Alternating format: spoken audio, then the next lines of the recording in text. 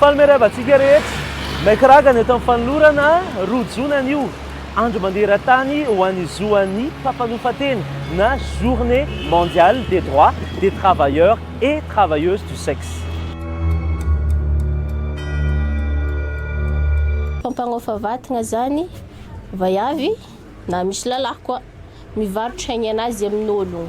Fena maromaro ny olana sedrain'ny mpampanofatena eo amin'ny fisitrahanany zo sy ny fahasalamana fa ny zava-dehibe dia ny fananana paikady mifanaraka amin'ny filan'izy ireo. Mikasika indrindra ny antopisian'ny programa nasan'ny Médecins du Monde izay andahoana isika anaraka fizarana ataona mpampanofatena momba ny zavatra iainan'izy ireo ao anatin'ny fanatanterahana ny asany. Ny tonga nalasa mpampanofatena dia ray aman-dreniko any amin'ny faritra dia nalefany taty mba nitady asa.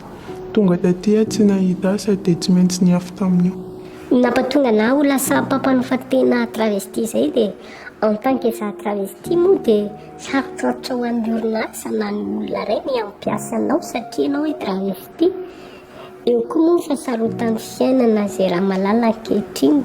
Tonga lasa mpampanofatena dia sy manam-pivelomana mialomako an'ilay zanako anankefatra izany soko an'ilay vadiko. Tsy hanosika anareo zany izay e. Tsy misoratra eny amin'ny endrika, tsy hita ivelany, izany tsy mikaretina VIH zany raha mitondra izany ianao.